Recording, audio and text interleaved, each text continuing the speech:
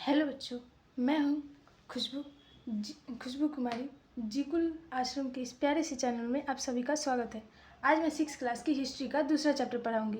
क्या, कब, कहाँ और कैसे, what, when, where and how. तो चलिए हम शुरू करते हैं। ठीक है बच्चों को, सबको वीडियो क्लियर है? तो चलो हम शुरू करते हैं। सोनी का सवाल। सोनी अपनी सहेली पिंकी के साथ टेलीविज़न देख रही थी। टेलीविज़न यानी वो टीवी देख रही थी। टेलीविज़न पर दिखाया जा रहा था कि मानव धरती पर हजारों साल से रह रहा है। सोनी सोचने लगी और पिंकी से बोली, इतने वर्षों पहले क्या हुआ या कोई कैसे जान सकता है? पिंकी, जो सोनी से 5 वर्ष की बड़ी थी, इस प्रश्न का उत्तर निम्न तरीके से देना शुरू किया। उसने पिंकी, जो सोनी से 5 साल बड़ी थी, तो उसने इस क्वेश्चन का आंसर देना शुरू किया। चलो हम आगे पढ़ते हैं। हजारों साल पहले क्या हुआ, यह कैसे पता लगाएंगे? कल क्या हुआ था, यह जानने के लिए हम रेडियो, टेलीविज़न या फिर अखबारों की मदद लेते हैं। 10-20 साल पहले क्या हुआ, यह हम अपने माता पिता, दादा दादी या नाना नानी से जान लेते हैं। लेकिन हजारों वर्ष पहले क्या हुआ था, इसकी जानकारी हमें इतिहास से प्राप्त करते हैं। यथा हमारे पूर्वज कैसे थे, वे कहाँ रहते थे, वे क्या खाते थे और कैसे कपड़े पहनते थे, अतीत से लेकर वर्तमान तक जानकारी हमें इतिहास से मिलती है। अध्ययन का काल निर्धारित कैसे करें? अतीत से लेकर वर्तमान तक विभिन्न घटनाओं का तिथि क्रमानुसार अध्ययन एवं विश्लेषण ही इतिहास का विषय है। इस काम में आसानी के लिए इतिहास को कालखंडों में बांटा जाता है। सामान्यतः 3 कालखंड निर्धारित किए जाते हैं। तो हम यहाँ पे थोड़ा सा इति कर लेंगे। हमें इस काम में आसानी के लिए इतिहास को 3 कालखंडों में बांटा गया है। कितने कालखंडों में? 3 कालखंडों में। आपसे क्वेश्चन पूछ सकता है कि इतिहास को कितने कालखंडों में बांटा गया, तो आप क्या जवाब देंगे? 3 कालखंडों में। और वो 3 कालखंड कौन कौन है? प्राचीन, मध्य और आधुनिक। किंतु यह ध्यान रखना आवश्यक है कि ऐतिहासिक प्रक्रिया निरंतर चलती रहती है और यह विभाजन इन प्रक्रिया में कहीं भी बाधा नहीं बन। प्रत्येक ऐतिहासिक युग की अपनी विशेषताएं होती हैं। भारत में प्राचीन काल मानव जाति के आरंभिक क्रियाकलापों से 8वीं शताब्दी के पूर्वार्ध 700 से 750 ईस्वी तक निर्धारित किया जाता है।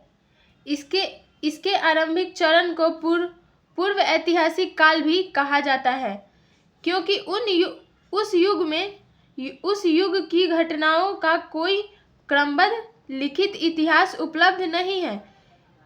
इस काल में मनुष्य ने आग एवं पहिया का उपयोग सीखा, खेती एवं पशुपालन सीखा और इसी समय गांव एवं कस्बों तथा शहरों का विकास हुआ। अच्छा, आपसे कोई पूछे कि गांव, शहर और कस्बों का विकास कब हुआ, तो 8वीं शताब्दी के पूर्वार्ध 700 से 750 ईस्वी तक। 6ठी शताब्दी ईसा पूर्व से सुसंगठित राज्यों का निर्माण आरंभ हुआ। कब से आरंभ हुआ संगठित राज्यों का थी, तो कितना? 6ठी शताब्दी। और कालांतर में विशाल साम्राज्यों की स्थापना हुई। छठी शताब्दी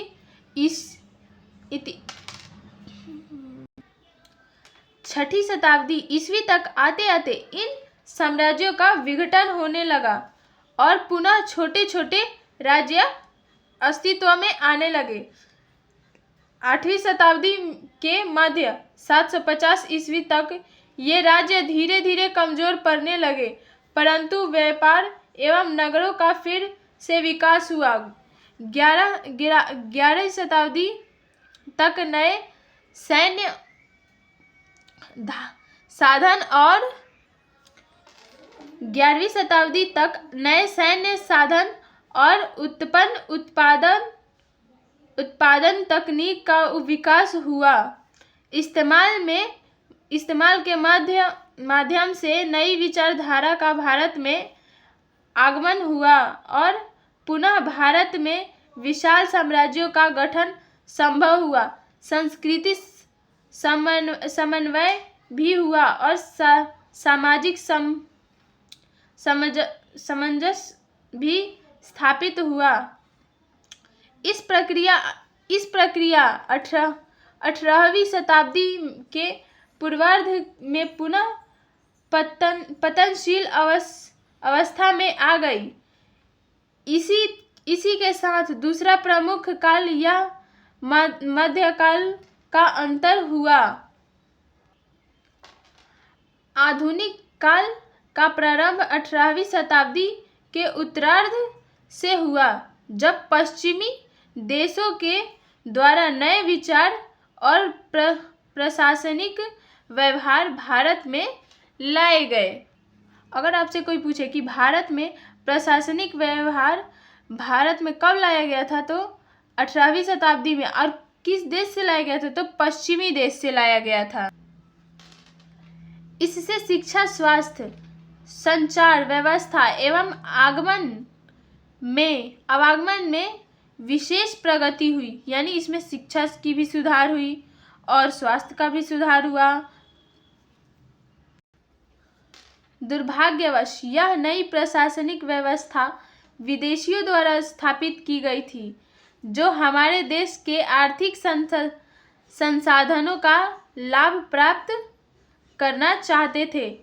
इस व्यवस्था को उपनिवेशवाद कहते हैं। अच्छा, जो विदेशियों द्वारा व्यवस्था लाई गई थी उसे क्या कहते हैं, तो उपनिवेशवाद कहते हैं। इसके अंतर्गत किसी उन्नत देश द्वारा किसी दूसरे कमजोर देश पर अधिकार कर उसकी आर्थिक शोषण करना स्वाभाविक था कि भारतीयों में इसके विरुद्ध एक चेतना जगी। 19वीं शताब्दी के उत्तरार्ध से भारत में इस औपनिवेशिक सत्ता के विरुद्ध राष्ट्रीय आंदोलन सक्रिय हुए, जो सत्य और अहिंसा के सिद्धांत से प्रेरित रहा। इसके विरुद्ध भारतीयों में एक चेतना जगी। 19वीं शताब्दी के उत्तरार्ध से भारत में इस औपनिवेशिक सत्ता के विरुद्ध राष्ट्रीय आंदोलन सक्रिय हुए, जिसका क्या नाम था, सत्य और अहिंसा के सिद्धांतों से प्रेरित रहा। सन 1947 में भारत को आज़ादी मिली और एक नया संविधान बना। इस संविधान के द्वारा जनता को अपने प्रतिनिधियों द्वारा शासन का अधिकार मिला। यही जब 1947 में हमारा देश आज़ाद हो गया, तो संविधान बनाया गया कि जनता अपना प्रतिनिधियों खुद चुनेगी। मतलब उन पे कौन शासन करेगा, वो अपना खुद। यही काल भारत के आधुनिक इतिहास का प्रतिनिधित्व करता है। मानव जाति के इतिहास को हम कैसे जानते हैं? मानव जाति के इतिहास की जानकारी हमें कई स्रोतों से मिलती है। इनमें से एक स्रोत अतीत में लिखी गई पुस्तकें हैं। इन पुस्तकों को हम ढूंढ कर पढ़ते हैं। इनमें राजाओं एवं आम लोगों के जीवन, धार्मिक विचार एवं मान्यताएं, औषधियों तथा विज्ञान आदि सभी प्रकार के विषयों की चर्चा मिलती है। ये पुस्तकें हाथ से लिखी होने के कारण यह पांडुलिपि कही जाती हैं। ये पांडुलिपियां प्रायः तारपत्रों अथवा भोजपत्रों पर लिखी मिलती हैं। बहुत सी पांडुलिपियां अब नष्ट हो चुकी हैं। कुछ पुस्तकालयों एवं संग्रहालयों में सुरक्षित है। पटना की खुदाई बक्स लाइब्रेरी एवं पालीगंज स्थित भरतपुरा के गोपाल नारायण सिंह सार्वजनिक पुस्तकालय में ऐसी अनेक पांडुलिपियां सुरक्षित हैं। संग्रहालय और अन्य संस्थाओं में भी आप पांडुलिपियां देख सकते हैं। इसके अतिरिक्त लिखित स्रोतों में अनेक महाकाव्य, कविताएं एवं नाटक आदि हैं। इनमें से कई संस्कृत भाषा में लिखी गई हैं, जबकि अन्य प्राकृत तमिल एवं कन्नड़ आदि में लिखी गई हैं। कुछ संस्कृत में लिखा गया है और कुछ तमिल में लिखा गया है और कुछ कन्नड़ में लिखा गया है। अधिकतर मतलब तमिल और कन्नड़ में ही लिखा गया है, बहुत कम संस्कृत में लिखा गया है। चलो तो हम आपको तारपत्र पर लिखी पांडुलिपियां और अभिलेख दिखाते हैं। ये रही तारपत्र पर लिखी गई पांडुलिपि और ये अभिलेख। पत्थर पर जो अभिलेख लिखे जाते हैं ना, ये वही है। हम अतीत की जानकारी अभिलेखों से भी प्राप्त करते हैं। अभिलेख पत्थर और धातु की सतहों पर नुकीले औजारों द्वारा उत्कीर्ण किए होते हैं। इन अभिलेखों में राजाओं तथा अन्य महत्वपूर्ण लोगों के आदेश और उपलब्धियां वर्णित हैं। इन्हें वैसी जगहों पर लगाया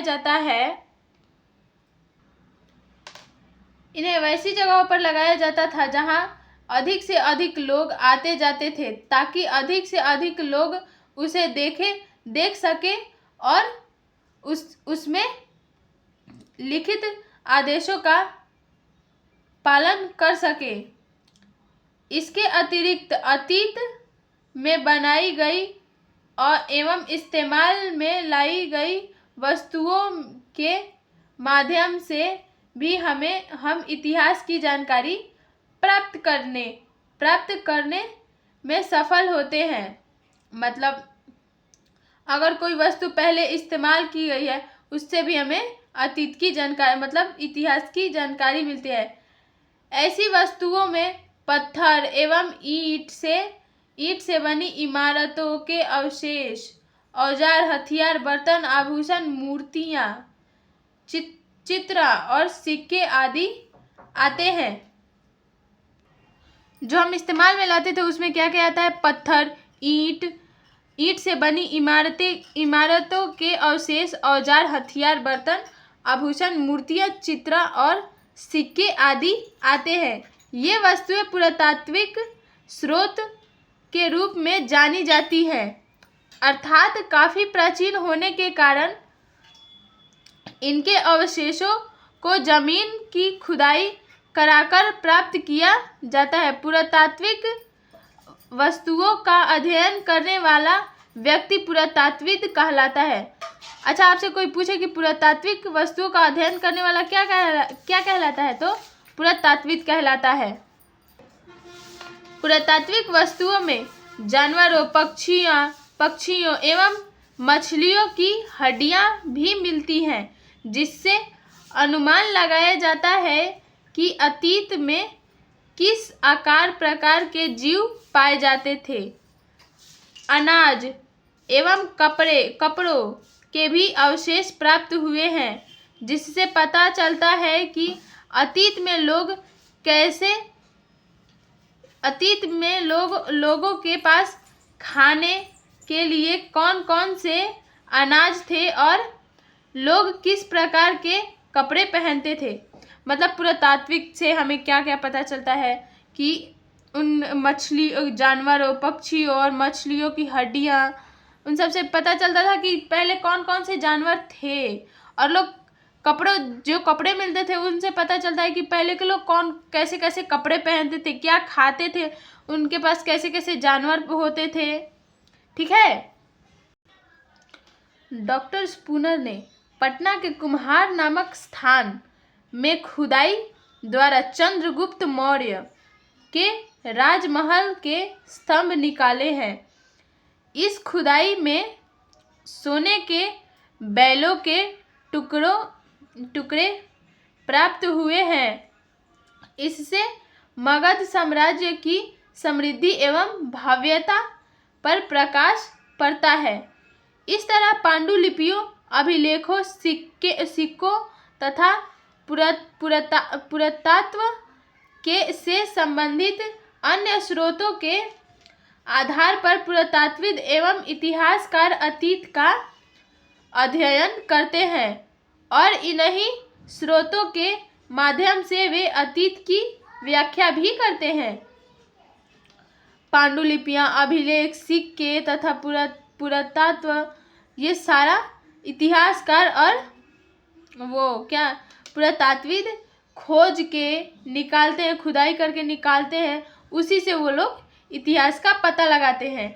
सिक्के शासकों द्वारा जारी किए जाते थे, जिस पर राजकीय चिन्ह, धार्मिक चिन्ह या कोई लिपि अंकित होती थी। सिक्कों का अध्ययन मुद्रा शास्त्र कहलाता था। सिक्के मतलब जैसे कि जो उस देश पर शासन करता था वही मतलब वो सिक्का जारी करता था, उस पे राजकीय चिन्ह या कोई धार्मिक चिन्ह या फिर कोई लिपि अंकित रहती थी। खुदाई में मिली वस्तुओं के विश्लेषण में समय का निर्धारण करना बहुत महत्वपूर्ण है। वैसे तो समय निर्धारण के लिए कई विधियां अपनाई जाती हैं, लेकिन जो सामान्यतः प्रचलित है वह है रेडियो कार्बन विधि या कार्बन 14 पद्धति।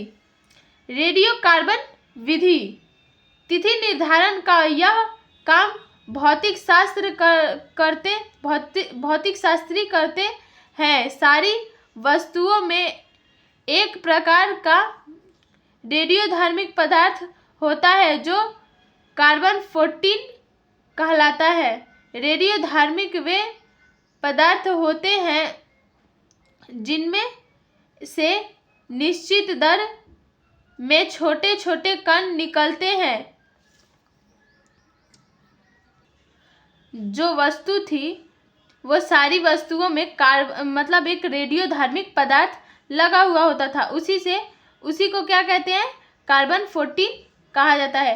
रेडियोधर्मिक वे पदार्थ होते हैं जिनमें से निश्चित दर में छोटे छोटे कण निकलते हैं। जब मनुष्य, पशु या पौधा जिंदा होते हैं तब वो जिस मात्रा में वायुमंडल से कार्बन 14 लेते हैं उसी मात्रा में रेडियोधर्मिता के कारण मरने के बाद उसे खो देते हैं। जब कोई मर जाता है तब वह वायुमंडल से कई कार्बन 14 नहीं लेता, कोई कार्बन 14 पद्धति नहीं लेता, यद्यपि वह इसे एक निश्चित दर पर खोता रहता है। भौतिक शास्त्री इसी निहित कार्बन 14 की मात्रा का पता लगाकर उस जीव की आयु निश्चित कर देते थे। यदि कोई मनुष्य अभी तक जिंदा है और वो वायुमंडल से जितना, मनुष्य पशु पक्षी वायुमंडल से, जब तक वो जिंदा है, वायुमंडल से जितना वो कार्बन 14 लेता है, वो सारा मरने के बाद धीरे धीरे वो सारा कार्बन 14 वो खोने लगता है और लास्ट में जाके मरने के बाद वो पूरा खो दे। तिथियों का मतलब। अब हम क्या पढ़ेंगे? तिथियों का मतलब। प्राचीन काल में हमारे देश में तिथियों की गणना विक्रम संवत और शक संवत के आधार पर होती थी। प्राचीन काल में हमें तिथियों का निर्धारण कैसे होता था? विक्रम संवत और शक संवत के आधार पर होता था। लेकिन अब पूरे विश्व में एक मानक के रूप में तिथियों की गणना मुख्यतः ईसाई धर्म प्रवर्तक ईसा मसीह के जन्म की तिथि से की जाती है। मतलब अब तिथियों की गणना कैसे मुख्यतः की जाती है? ईसा मसीह के जन्म से। इसमें ईसा मसीह के जीवन को 0 वर्ष माना जाता है। मतलब जब से दूसरा तिथि चालू हुआ तिथियों का, तो उस टाइम क्या ईसा मसीह के जन्म को 0 वर्ष माना जाता है। उनके जन्म के पूर्व की सभी तिथियों के आगे अंग्रेजी में BC बिफोर क्राइस्ट, इंग्लिश में BC यानी बिफोर क्राइस्टर, और हिंदी में ईपू अर्थात ईसा पूर्व लिखते हैं। इसी प्रकार की ईस्वी की शुरुआत इनके जन्म के वर्ष से है। जैसे यदि कहीं 2009 ईस्वी AD एनो डोमिनी लिखा देखते हैं तो इसका तात्पर्य ईसा मसीह के जन्म के बाद के 2009वें वर्ष से है। इसी प्रकार यदि वहीं 2500 ईपू यानी ईसा पूर्व लिखा हुआ मिलता है तो इसका अर्थ है ईसा मसीह के जन्म के 2500 वर्ष पहले का समय। तिथि निर्धारण को इस ग्राफ से समझाया जा सकता है। ईपू यानी BC ईसा मसीह का जन्म, सन ईस्वी AD, BC यहाँ पे ईसा मसीह के यहाँ पे ईसा मसीह का जन्म 0 हो गया है। ईसा मसीह के ये देखो हाँ, तिथि निर्धारण को इस ग्राफ से समझा जा सकता है। ईपू BC ईसा मसीह का जन्म, सन ईस्वी AD, ये देखो यहाँ पे ईसा मसीह का जन्म 0 हो गया है। यहाँ पे बताया गया है ना, इसमें ईसा मसीह के जीवन को 0 माना जाता है। तो यहाँ पे ईसा मसीह का जन्म, और ये ईसा मसीह के जन्म के पहली वाली तिथि है। इन सब के आगे BC लगा है। ईसा मसीह के जन्म की बाद की तिथि है तो इस पे AD लगा हुआ है। भौगोलिक पृष्ठभूमि। प्राचीन काल से लेकर अब तक के भारत के इतिहास को समझने के लिए सर्वप्रथम उसकी भौगोलिक रूपरेखा की जानकारी आवश्यक है। भौगोलिक दृष्टिकोण से भारत को मुख्यतः 4 भागों में बांटा गया है। भौगोलिक दृष्टिकोण से भारत को कितने भागों में बांटा गया है? 4 भागों में। पहला, उत्तर के पर्वतीय प्रदेश जो तराई के जंगलों से प्रारंभ होकर हिमालय के शिखर तक फैले हुए हैं। इसमें कश्मीर, कांगड़ा, उत्तर के पर्वतीय प्रदेश जो तराई के जंगलों से प्रारंभ होकर हिमालय के शिखर तक फैले हुए हैं।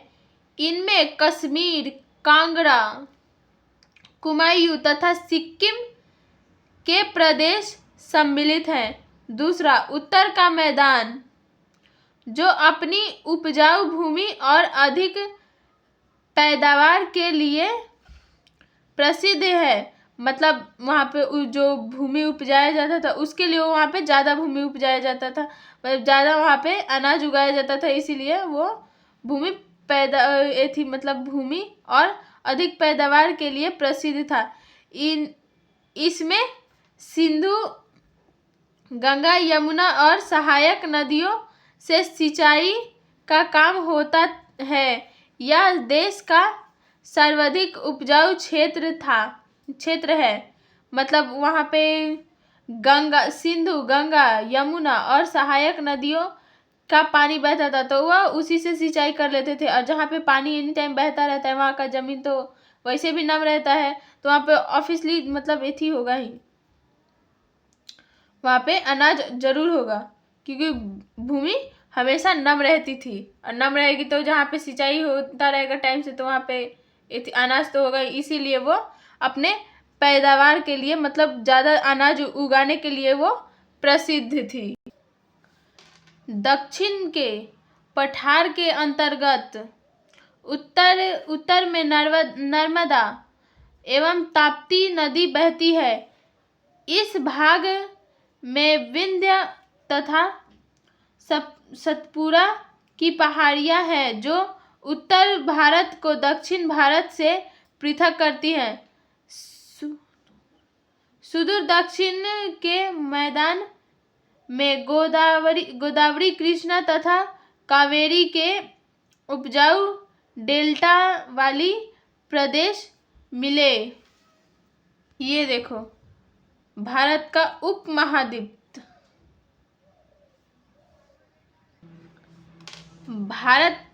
भारतीय उपमहाद्वीप के उत्तरी सीमा पर स्थित पर्वत श्रृंखला भारतीय उपमहाद्वीप को पश्चिमी एवं मध्य एशिया से अलग करते हैं। लेकिन इन पर्वतों में अनेक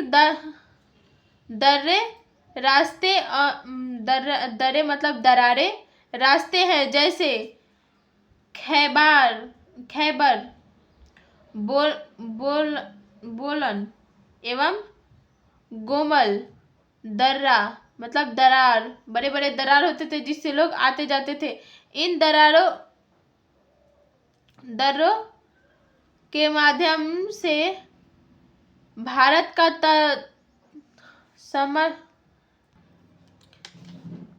इन दर्रों के माध्यम से भारत का संपर्क अफगानिस्तान तथा ईरान से बना रहता था। वो जो दरारें थे वो अफगानिस्तान चाहे ईरान, मतलब लोग आ जा सकते थे। पहाड़ियों के बीच के संकरे रास्ते होते हैं। भारतीय उपमहाद्वीप के उत्तर पश्चिमी क्षेत्र में ही मेहरगढ़ जैसे स्थान है, जहां लगभग 6000 ईस्वी पूर्व में लोगों ने सबसे पहले गेहूं तथा जौ जैसी फसलों को उपजाना आरंभ किया था।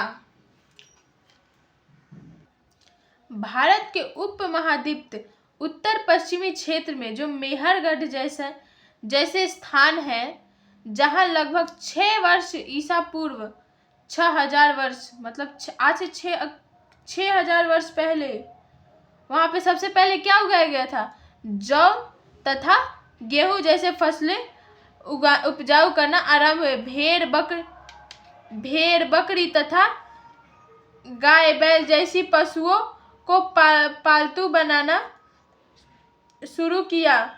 उत्तर पश्चिमी क्षेत्र में ही सिंधु एवं इसकी सहायक नदियां बहती थी।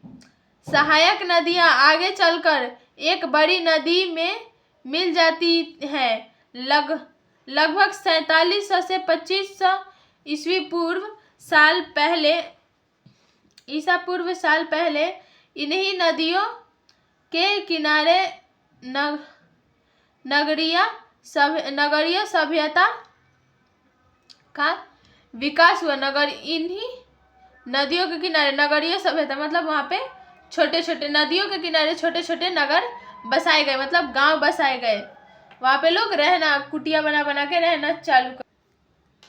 उपमहाद्वीप के उत्तर पूर्व में गारो, खासी, जयंतिया, मिसमी और नागा पहाड़ियाँ हैं। इन पहाड़ियों के नाम पर ही यहाँ के आदिवासी मानव समूह की पहचान है। भारतीय उपमहाद्वीप के बीच विंध्य पर्वत विभाजन रेखा है। विंध्य के दक्षिण में ब्रह्मगिरी स्थल पर लगभग 3000 साल पहले लोगों ने महापाषाणी संस्कृति का निर्माण किया था। महापाषाणी संस्कृति में मृतक को दफनाकर उसके चारों तरफ बड़े बड़े पत्थर गाड़ दिए जाते थे। विंध्य पर्वतों के उत्तर पूर्व एवं ब्रह्मपुत्र नदी के पश्चिम में गंगा एवं उसकी सहायक नदियां बहती थी। तो आपसे कोई पूछ दे कि विंध्य पर्वत के उत्तर पूर्व एवं ब्रह्मपुत्र नदी के पश्चिम में कौन सी नदी बहती थी? तो गंगा एवं उसकी सहायक नदियां बहती थी। ठीक है, बहती थी। विंध्य पहाड़ियों के उत्तर में स्थित कोल्डी हवा एवं चौपानी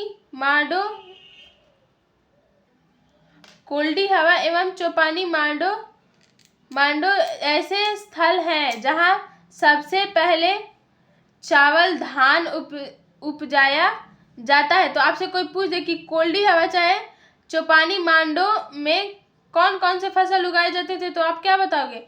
चावल चाहे धान, वो धान से ही ना चावल बनता है। उत्तर भारत में बहने वाली नदी गंगा के दक्षिण का क्षेत्र प्राचीन काल में मगध नाम से जाना जाता था। यहाँ के शासक बहुत ही शक्तिशाली थे और उन्होंने यहाँ एक विशाल साम्राज्य की स्थापना की थी। भौगोलिक रूपरेखा के इस विवरण से स्पष्ट है कि इस उपमहाद्वीप में यद्यपि अलग अलग क्षेत्रों में लोग अपने अपने ढंग से मानव समाज का निर्माण कर रहे थे, परंतु ये कभी भी एक दूसरे से अलग नहीं रहते। ये लोग ऊंचे पर्वतों, पहाड़ियों, रेगिस्तानों आदि तथा समुद्रों में जोखिम उठाकर एक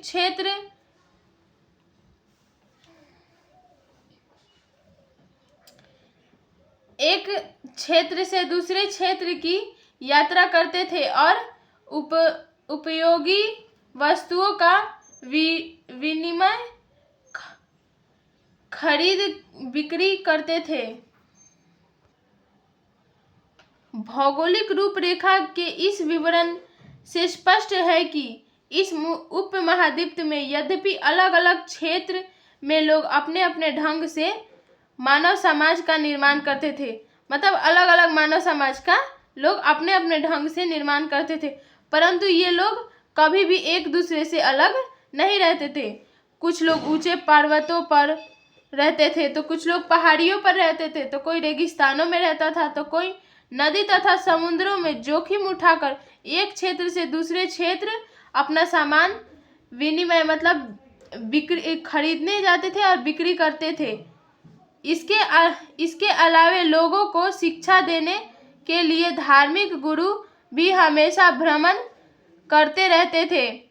मतलब भ्रमण का थी खोज करते रहते थे, ये अपनी मतलब कुछ कुछ चीज़ों का ज्ञान लेते रहते थे। यहाँ तक कि भारतीय उपमहाद्वीप दिख रहा है, सॉरी। इसके अलावे लोगों को शिक्षा देने के लिए धार्मिक गुरु भी हमेशा भ्रमण करते रहते थे। भ्रमण यानी कहीं कहीं से घूम घूम के ज्ञान वो प्राप्त करते थे। यहाँ तक कि भारतीय उपमहाद्वीप के बाहर के लोग भी खैबर बोलन एवं गोमल के रास्ते भारत आते रहे। इस आवागमन से हमारी संस्कृति परंपरा समृद्धि हुई। अब आइए हम जानते हैं कि हमारे देश का नाम कैसे पड़ा। हमारे देश का नाम भारत हिंदुस्तान कैसे पड़ा। हम अपने देश के लिए प्रायः इंडिया तथा भारत जैसे नामों का प्रयोग करते हैं। इंडिया शब्द इंडस से निकला है। आपसे क्वेश्चन पूछ सकता है कि इंडिया शब्द किस शब्द से निकला है, तो आप क्या बताएंगे? इंडस से निकला है, जिसका मतलब संस्कृत में सिंधु कहा जाता है। जिसका मतलब संस्कृत में क्या होता है? सिंधु। लगभग 2500 वर्ष पहले उत्तर पश्चिमी की ओर से आने वाले ईरानियों और यूनानियों ने सिंधु को हिंदोस अथवा इंडोस कहा तथा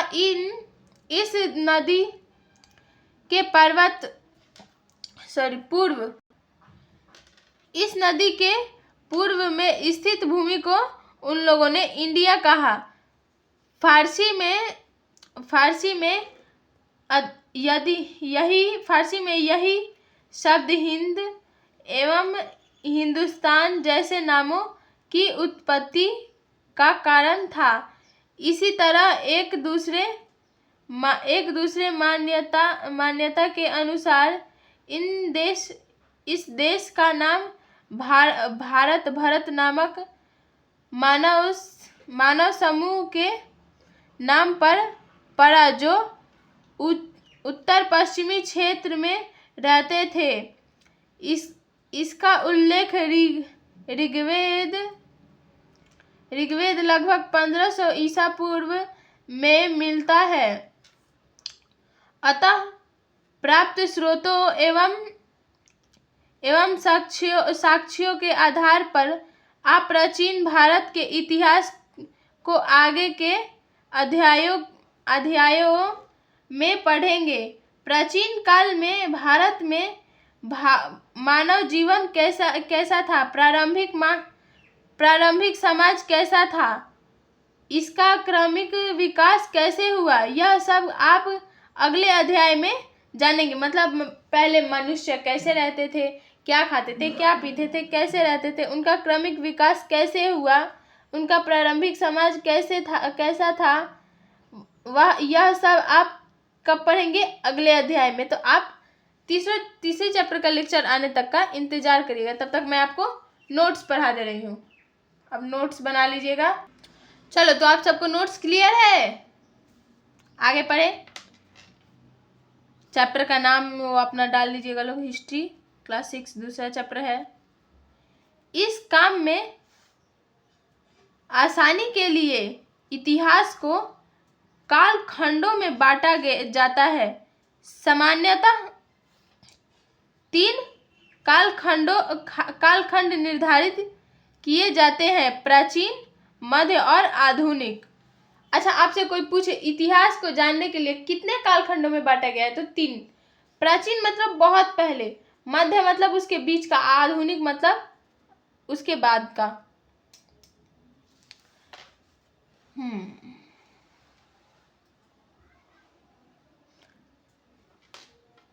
भारत में प्राचीन काल मानव जाति के आरंभिक क्रियाकलापों से 18वीं शताब्दी के पूर्वार्ध 700 से 500 ईस्वी तक निर्धारित,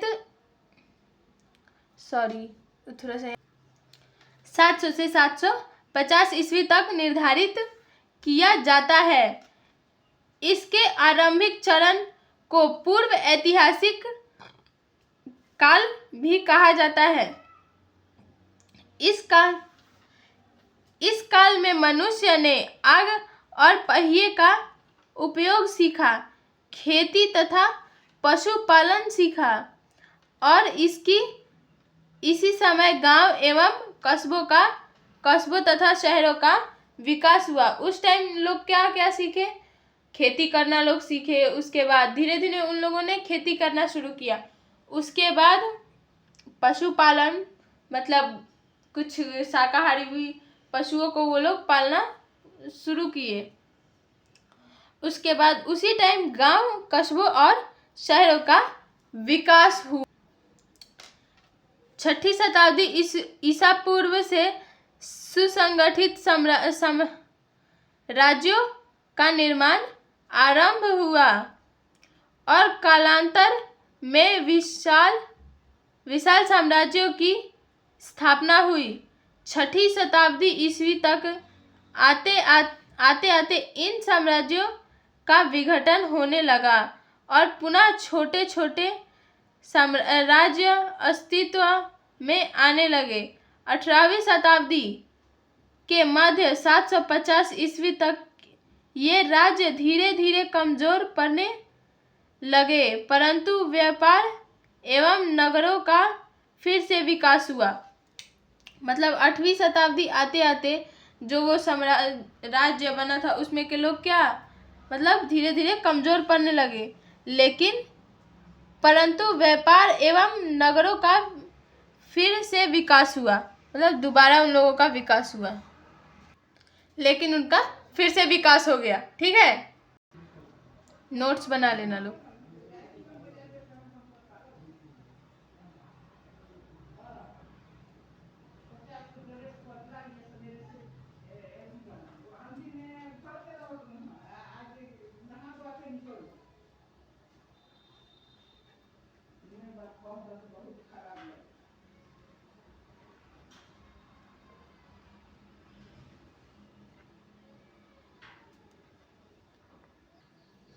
चलो, 11वीं शताब्दी तक नए संसाधन और उन्नत उत्पादन तकनीक का विकास हुआ। इस्तेमाल के माध्यम, रुको थोड़ा सा, just 2 minutes।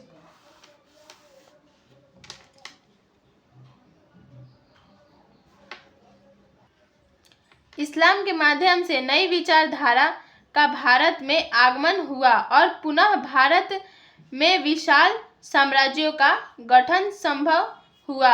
आधुनिक काल, रुको थोड़ा सा,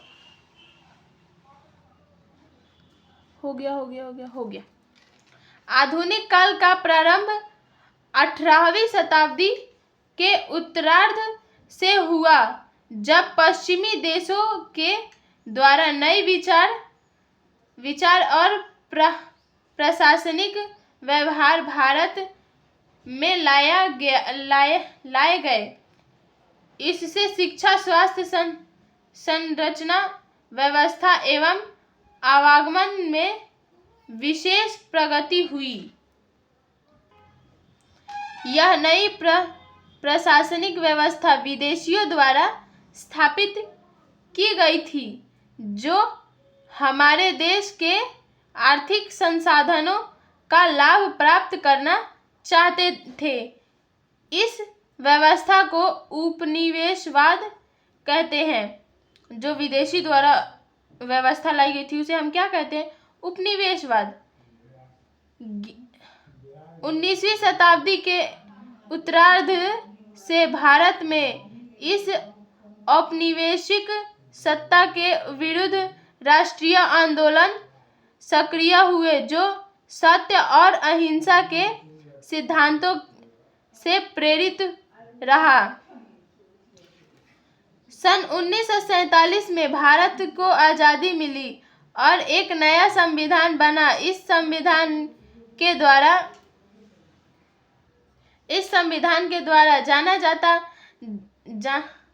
द्वारा जनता को अपने प्रतिनिधियों द्वारा शासन का अधिकार मिला। यही काल भारत के आधुनिक इतिहास का प्रतिनिधित्व करता है। इनमें एक स्रोत अतीत में लिखी गई पुस्तकें हैं। इन पुस्तकों को हम ढूंढकर पढ़ते हैं। इनमें राजाओं एवं आम लोगों के जीवन, धार्मिक विचार एवं मान्यताएं, औषधियों तथा विज्ञान आदि सभी प्रकार के विषयों की चर्चा मिलती है। ये पुस्तकें हाथ से लिखी होने के कारण इसे पांडुलिपि कही जाती है। जो पुस्तकें हमें मिलती, ढूंढ के पढ़ते थे, वो हाथ से लिखे जाने के कारण उसे हम पांडुलिपि कहते हैं। ठीक है। ये पांडुलिपियां प्रायः तारपत्रों अथवा भोजपत्रों पर लिखी मिलती हैं। बहुत सी पांडुलिपियां अब नष्ट हो चुकी हैं। बहुत सी पांडुलिपियां जो बचा के रखा गया था वो है, या जो मतलब इति कर दिया गया था, वो कुछ खो चुकी हैं या फिर नष्ट हो चुकी हैं।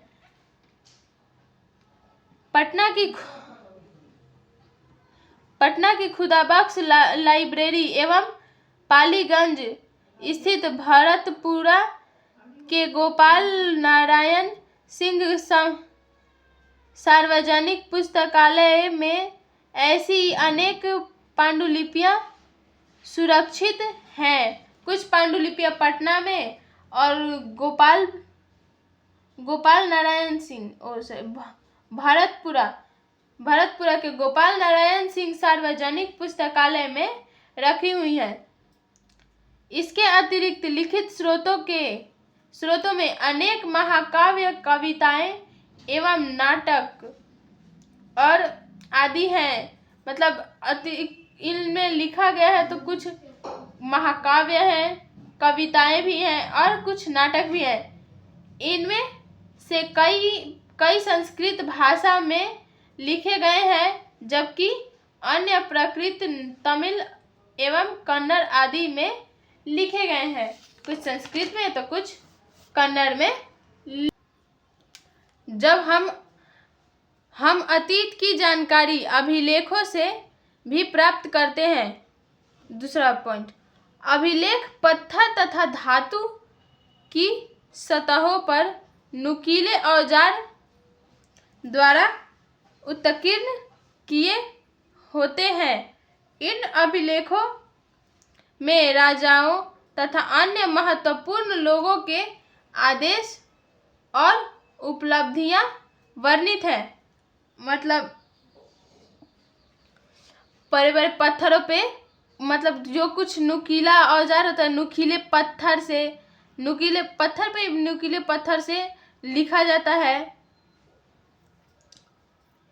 इन्हें वैसी जगहों पर लगाया जाता था जहां अधिक से अधिक लोग आते जाते थे, ताकि अधिक से अधिक लोग उसे देख सके और उसमें लिखित अवशेषों का पालन कर सके। ऐसी वस्तुओं में पत्थर एवं ईंट से बनी इमारतों के अवशेष, औजार, हथियार, बर्तन, आभूषण, मूर्तियां, चित्र और सिक्के आदि आते हैं। ये वस्तुएं पुरातात्विक स्रोत के रूप में जानी जाती हैं, अर्थात काफी प्राचीन होने के कारण इनके अवशेषों को जमीन की खुदाई कराकर प्राप्त किया जाता है। पुरातात्विक वस्तुओं का अध्ययन करने वाले व्यक्ति को पुरातात्विक वस्तु का अध्ययन करने वाला व्यक्ति पुरातात्विक कहलाता है। पुरातात्विक वस्तुओं में जानवरों, पक्षियों एवं मछलियों की हड्डियां भी मिलती हैं। जानवर एवं अनाज एवं कपड़ों के भी अवशेष प्राप्त हुए हैं, जिससे पता चलता है कि अतीत में लोगों के पास खाने के लिए कौन कौन से अनाज थे और लोग कैसे किस प्रकार के कपड़े पहनते थे।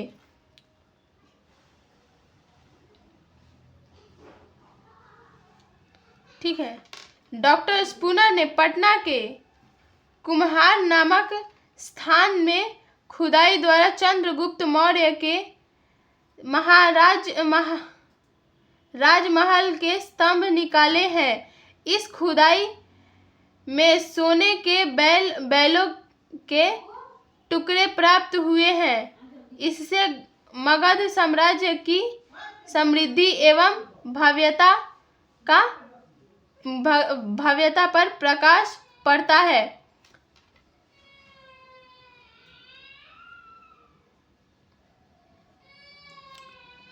सिक्के शासकों द्वारा जारी किए जाते थे, जिस पर राजकीय चिन्ह, धार्मिक चिन्ह या कोई लिपि अंकित होती थी।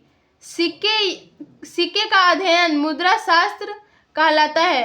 खुदाई में मिली वस्तुओं के विश्लेषण में समय का निर्धारण करना बहुत महत्वपूर्ण है।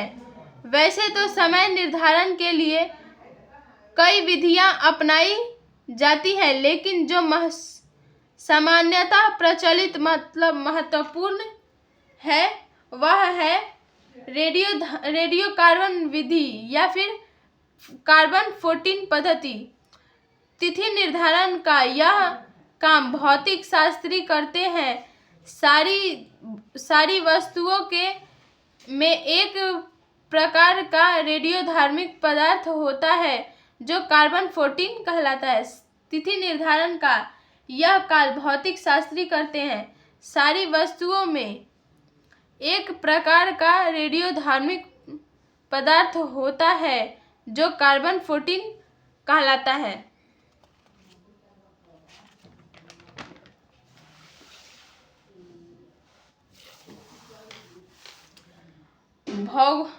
भौतिक शास्त्री इसी निहित कार्बन 14 की मात्रा का पता लगाकर उस जमीन की आयु निश्चित कर लेते हैं।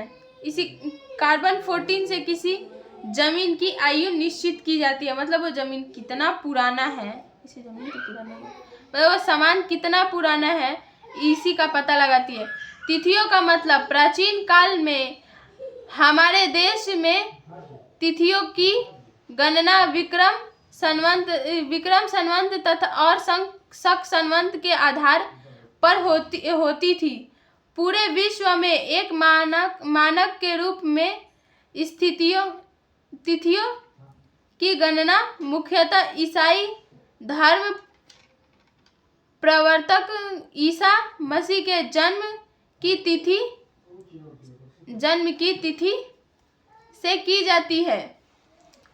अगर आपसे कोई पूछे कि पूरे विश्व में मानक के रूप में तिथियों का गणना प्रमुख ईसाई धर्म प्रवर्तक ईसा मसीह के किसके जन्म से होता है, तो आप क्या बताएंगे? ईसा मसीह के जन्म की तिथि से की जाती है। उनके जन्म के पूर्व की सभी तिथियों के आगे अंग्रेजी में BC बिफोर क्राइस्ट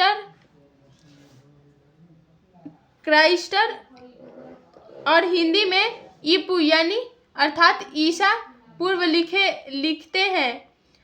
यदि कहीं 2009 ईस्वी एडी एनो डोमिनी लिखा देखते हैं तो इसका तात्पर्य ईसा मसीह के जन्म के बाद है 2009वें वर्ष से है। मतलब 2000 क्या एनोड एडी मतलब उसके बाद का है। यदि कहीं 2500 ईस्वी पूर्व लिखा हुआ मिलता है तो इसका अर्थ है ईसा मसीह के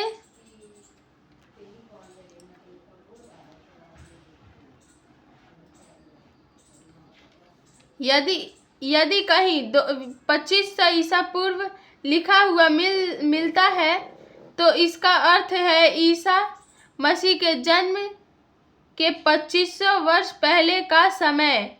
तिथि निर्धारण को इस ग्राफ से समझा जा सकता है। आगे देखो ग्राफ, यही ग्राफ है, बना लेना लो, आप सभी बना लेना ये ग्राफ।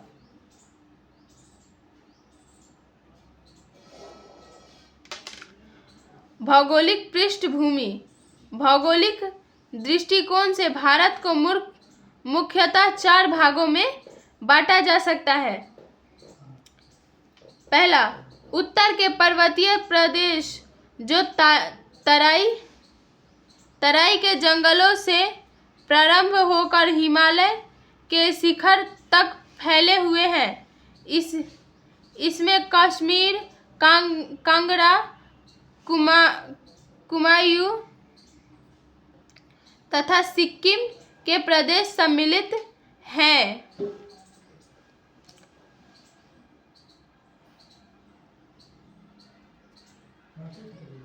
उत्तर का मैदान जो अपनी उपजाऊ भूमि और अधिक पैदावार के लिए प्रसिद्ध है। इसमें सिंधु, गंगा, यमुना और सहायक नदियों से सिंचाई का काम होता है। यह देश का सर्वाधिक उपजाऊ क्षेत्र है। आपसे कोई पूछे जो देश का सर्वाधिक उपजाऊ क्षेत्र क्या है तो उत्तर का मैदान। दक्षिण के पठार के अंतर्गत उत्तर में नर्मदा एवं तप्ती नदी बहती है। इस भाग में विंध्य तथा सतपुरा की पहाड़ियां हैं जो उत्तर भारत को दक्षिण भारत से पृथक करती है। आपसे कोई पूछे जो उत्तर भारत को दक्षिण भारत से कौन अलग करता है तो विंध्य या सतपुरा पहाड़ी है वही अलग करती है।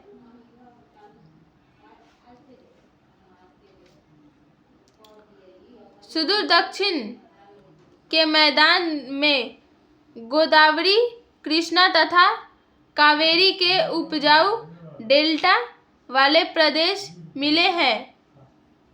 भारतीय उपमहाद्वीप के उत्तरी सीमा पर स्थित पर्वत श्रृंखला भारतीय उपमहाद्वीप को पश्चिमी तथा मध्य एशिया से अलग करता है।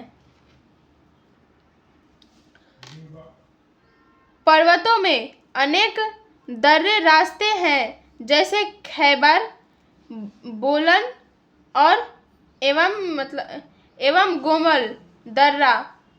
दर्रों के माध्यम से भारत का संपर्क अफगानिस्तान तथा ईरान से बना रहता था। दर्रों के माध्यम से किस किस देश से भारत का संपर्क बना रहता था तो अफगानिस्तान तथा ईरान से। भारतीय उपमहाद्वीप के उत्तर पश्चिमी क्षेत्र में ही मेहरगढ़ जैसे स्थान है।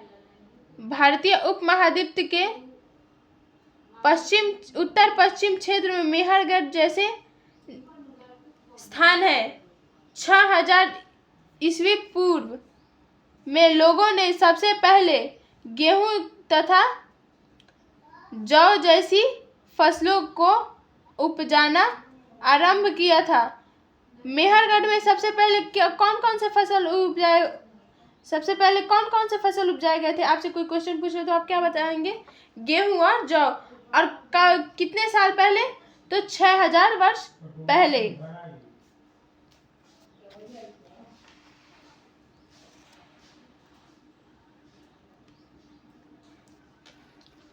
उत्तर पश्चिमी क्षेत्र में ही सिंधु एवं इसकी सहायक नदियां बहती हैं।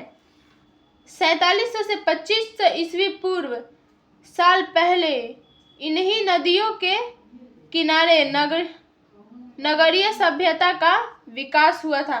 तो मैंने नगरीय सभ्यता के बारे में आपको बुक जब रीडिंग करवा रही थी उसी टाइम भी बताया था।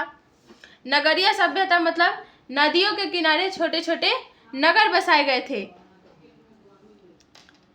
उत्तर पूर्व में गारो खासी जयंतिया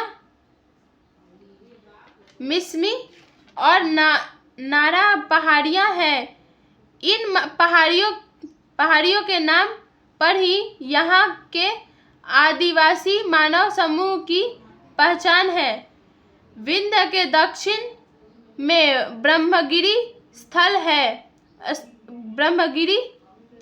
स्थल पर लगभग 3000 साल पहले लोगों ने महापाषाणी संस्कृति का निर्माण किया था।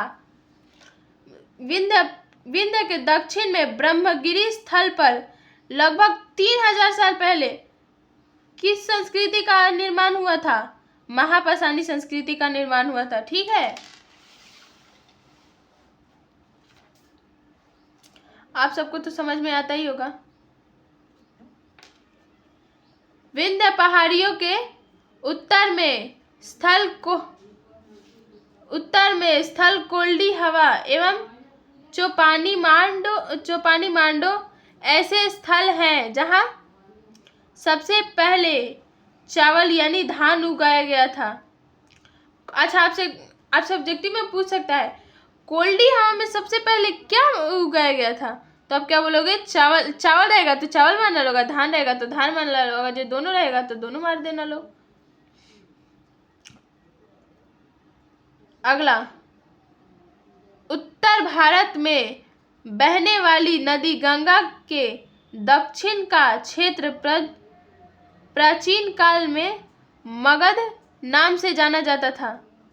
एक सेकेंड, भारत में बहने वाली नदी गंगा के दक्षिण का क्षेत्र प्राचीन काल, गंगा नदी के दक्षिण वाले क्षेत्र को प्राचीन में क्या कहा जाता था? मगध नाम था उसका। अच्छा चलो, अब हम यहाँ पे भी पढ़ें कि देश का नाम हमारा कैसे पड़ा। देश का नाम इंडिया शब्द इंडस से निकला है, जिससे संस्कृत में सिंधु कहा जाता है। 2500 वर्ष पहले उत्तर पश्चिमी की ओर से आने वाली ईरानियों और यूनानियों ने सिंधु को हिंदोस अथवा इंडोस कहा तथा इस नदी के पूर्व में स्थित भूमि प्रदेश को इंडिया कहा। इतिहास एक सेकेंड पानी। इतिहास अतीत की घटनाओं को अपने समय के अनुसार व्यवस्थित करता है। इस पद्धति को कालक्रम कहते हैं।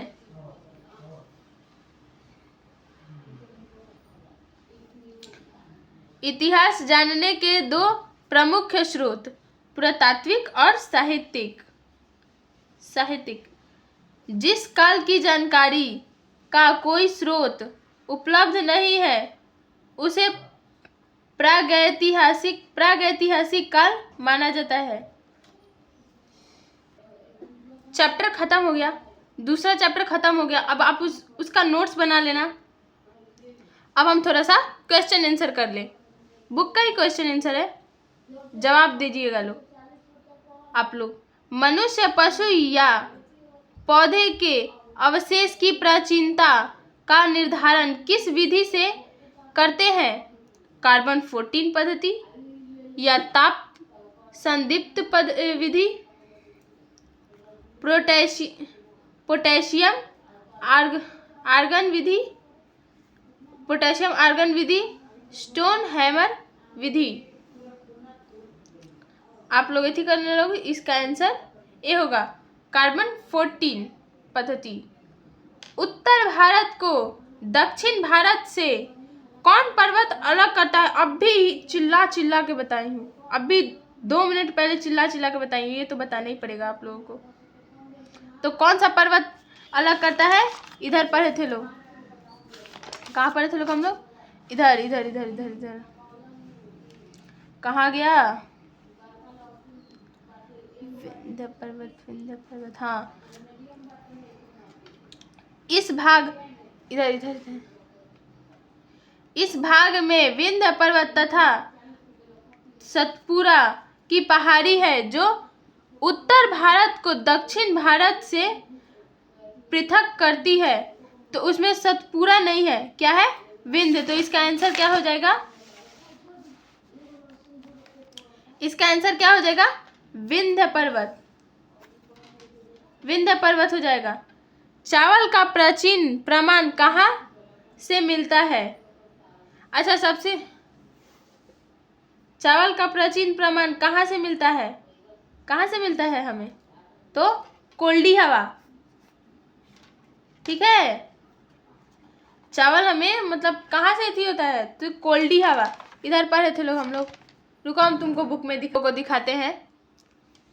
यहाँ पे पढ़े थे लोग, विंध्य पहाड़ियों के उत्तर में स्थित कोल्डी हवा एवं चोपानी मांडो ऐसे स्थल है जहाँ सबसे पहले क्या, चावल या धान उपजाया गया था। तो यहाँ पे तो ऑप्शन में धान नहीं है, तो आप लोग यहाँ पे आप लोगों को चावल धान ना देके चावल पूछ लिया है, तो यहाँ पे ऑप्शन में कोल्डी हवा है, वो नहीं है क्या, चोपानी मांडो नहीं है, कोल्डी हवा है। तो कोल्डी हवा, अगर ये दोनों रहता तो दोनों मारते, ये दोनों में से कोई एगो रहता तो कोई एगो मारते, ठीक है। तो आप लोग मार लेना लो।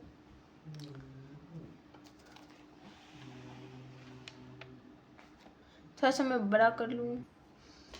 देखो यहाँ पे डैश डैश डैश क्षेत्र के अधीन विशाल साम्राज्य की स्थापना हुई। तो विशाल साम्राज्य की स्थापना डैश डैश डैश किस क्षेत्र के अधीन विशाल साम्राज्य की स्थापना हुई? तो यहाँ पे आप लोगों ने पढ़ा था, उत्तर भारत में बहने वाली नदी गंगा के दक्षिण का क्षेत्र प्राचीन में मगध नाम से जाना जाता है। यहाँ के शासक बहुत ही शक्तिशाली थे और उन्होंने यहाँ का एक विशाल साम्राज्य की स्थापना की। तो वहाँ का नाम क्या था? मगध। तो यहाँ पे आप लोग भर लेना लोग, क्या हो जाएगा? मगध।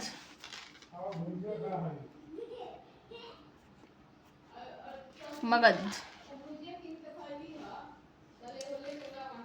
भौगोलिक दृष्टिकोण से भारत को डैश डैश डैश में विभाजित किया जाता है। भारत को कितने भागों में बांटा जाता है? ये आप लोग करना लो होमवर्क में, या फिर करा दूं? करा ही देती हूँ, मेरे बच्चों को मेहनत पड़ेगा। लेकिन लास्ट में क्वेश्चन छोड़ी हूँ तुम लोगों को होमवर्क के लिए, आप लोग कर लेना लो 4 भागों में।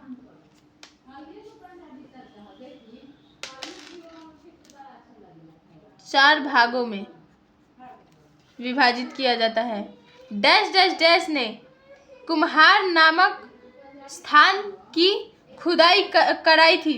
किसने कुम्हार नामक स्थान की खुदाई कराई थी? कुम्हार नामक स्थान की खुदाई किसने कराई थी? तो ये तो हमने यहाँ पे पढ़ा था, ये रहा। डॉक्टर स्पूनर ने पटना के कुम्हार नामक स्थान की खुदाई कराई थी। किसने कराई थी? Doctor Spooner, doctor Spooner, Spooner ने। ठीक है, अगला। आधुनिक काल का प्रारंभ डैश डैश डैश से हुआ। आधुनिक काल का प्रारंभ डैश डैश डैश से हुआ। 18वीं सदी। मैं यहाँ 2 में भर चुकी हूँ, 3 में, बाकी मैंने लास्ट में आंसर दिखा दिया। आप दिखा दूंगी, आप लोग भर लेना लो। ऐसे आप कोशिश करना लो, आप खुद करें, वीडियो पॉज करके खुद से करना लो। डैश डैश डैश क्षेत्र में महापाषाणी संस्कृति का निर्माण हुआ। ब्रह्मगिरी नामक स्थान पर 3000 वर्ष पूर्व महापाषाणी क्षेत्र, महापाषाणी संस्कृति का निर्माण हुआ। संस्कृति का निर्माण हुआ। अब लो, यहाँ पे सबका आंसर दे दिए हैं। क ख ग घ अंग, सबका क ख ग घ अंग क्वेश्चन है ना, ये सबका आंसर दे दिए हैं। अब यहाँ पे है मिलाने वाला। मिलान कीजिए। निम्नलिखित को सुमिलित करें। खासी जनजातीय, इसमें क्या हो जाएगा? जनजातीय। बी मगध प्रथम बड़ा साम्राज्य और शक्तिशाली। वहां के शासक ने एक शक्तिशाली और प्रथम बड़ा साम्राज्य की स्थापना की थी। महापाषाणी संस्कृति दक्षिण भारत में। महापाषाणी संस्कृति कहाँ हुआ था? दक्षिण भारत में। चौपानी मांडो तो अनाज का प्रमाण है। ठीक है, यहाँ पे आंसर दे दिए हैं, मिला भी दिए हैं, आप लोग वहीं से मिला लेना। लोग ऐसे नीचे आंसर भी लिख दिए हैं, तो सब क्वेश्चन आंसर कर लें। आइए चर्चा करें। इतिहास के अध्ययन से हमें कई तरह की जानकारी प्राप्त होती है। इतिहास एक ऐसा विषय है जिसके अध्ययन से हमें अपने पूर्वजों के बारे में जानकारी मिलती है कि वह किस तरह से अपना जीवन यापन करते थे। इतिहास हमें यह भी बताता है कि मानव का क्रमिक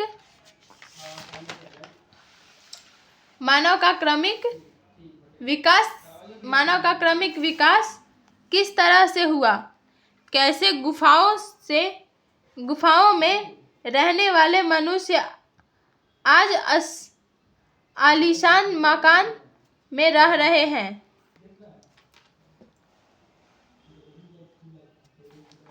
पुरातत्व किसे कहते हैं? पुरातत्व का शाब्दिक अर्थ पुराना वस्तु होता है, जिसके अंतर्गत सिक्के, स्मारक, हथियार, बर्तन एवं जानवरों के हड्डियां आते हैं। हजारों साल पहले से जमीन के अंदर विभिन्न प्रकार के वस्तु दबी हुई हैं। वही वस्तु जब खुदाई के माध्यम से बाहर निकाला जाता तब उसे पुरातत्व कहते हैं।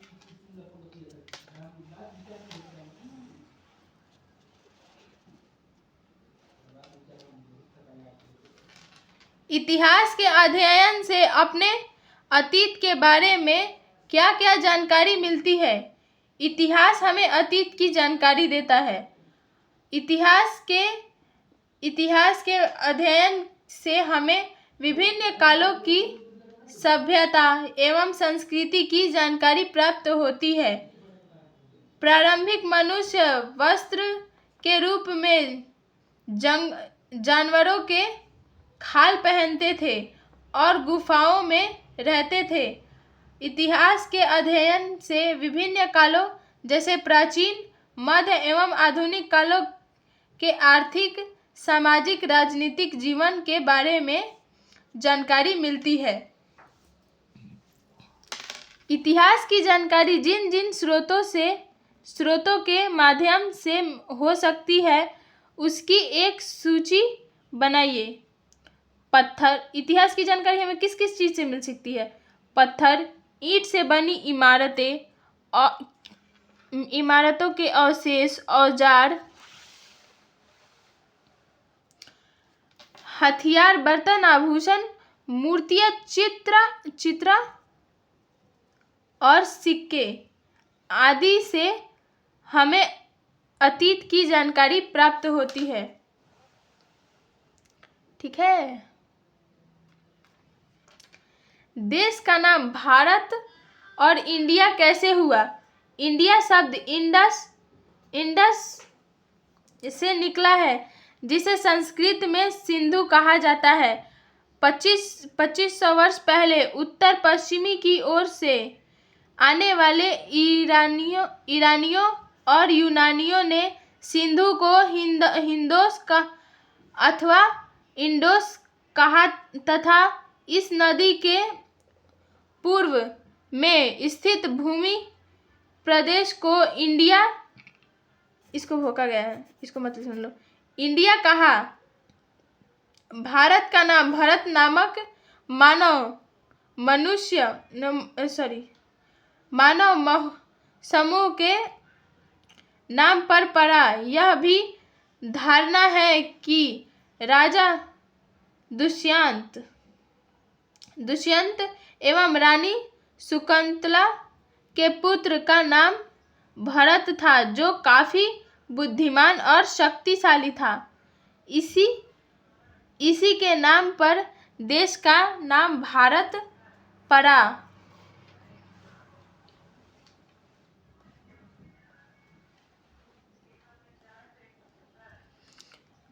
काल निर्धारण के कार्बन 14 पद्धति को बताइए।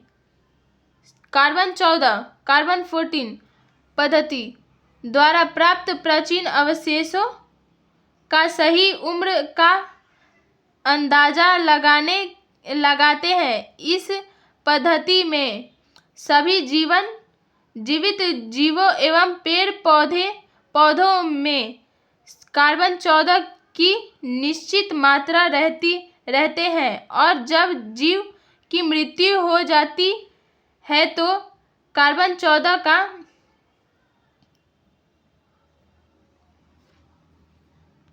जब जीव की मृत्यु हो जाती है तो कार्बन 14 की मात्रा भी धीरे धीरे उस जीव के शरीर से मतलब खत्म हो जाता है। धीरे धीरे वो सारा कार्बन की मात्रा निकल जाता है। आओ करके देखें। ये पुरातत्वविदों द्वारा खुदाई में प्राप्त वस्तुओं की सूची बनाइए। ये आप लोग करना लोगे, ये आप लोगों का होमवर्क है।